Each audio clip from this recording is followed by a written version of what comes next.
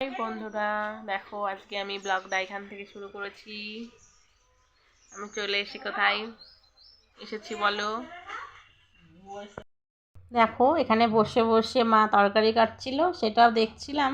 আর মার একটু পেছন থেকে ছবিও তুলে নিচ্ছিলাম। মা জানতে পারেনি অবশ্যই কুমড়ো ডাঁটা কাটছে, সেটা রান্না করবে বলে। দেখো রান্না বান্না কমপ্লিট হয়ে গেছে, একটু পরে মা আমাকে খেতে দিয়ে দিল। দেখো এখানে শাক আছে, ভাত আছে, আর ওদিকে সবাই মিলে খাবার রেডি করছে।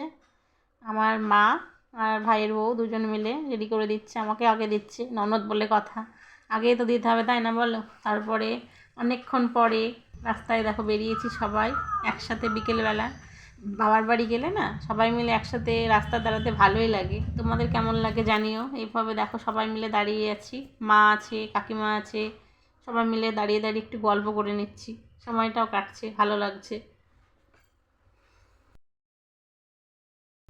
দেখো এবার বাড়ি যাওয়ার জন্য রেডি হয়ে গিয়েছি, রাস্তায় বেরিয়ে পড়েছি। এবার যেতে যেতে মনে পড়লে একটু খিদে পেয়েছি, একটু কিছু খেতে হবে। মেয়েরও বায়না ছিল কিছু খাবে, সেই হিসেবে ধরো চাউমিনের দোকানেই চলে গেলাম। খাবার কথা মনে পড়লে না আগে চাউমিনের কথাই মনে পড়ে। তোমাদের কেমন লাগে চাউমিন? আমার তো ভালোই লাগে, মেয়েরও ভালো লাগে।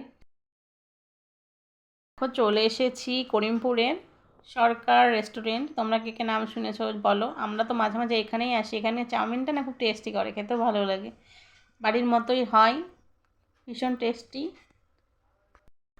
দেখো আমি আর আমার মেয়ে খাচ্ছিলাম, প্রথমে ওর বাবা বলেছিল কিছু খাবে না, কিন্তু আমাদের খাবারটা দেখে একটু লোভ লাগছিল। তারপরে ও নিয়ে নিল এক প্লেট, জোর করে নিয়ে নিলাম, আমি বললাম দিতে, দিয়ে গেল। দিয়ে সবাই মিলে খাওয়া দাওয়া কমপ্লিট হয়ে গেছে। দেখো বেরিয়ে পড়ছি এবার আবার বাড়ির উদ্দেশ্যে। রাস্তায় বেরিয়ে পড়ছি, গাড়ি রাখা আছে সামনের দিকে।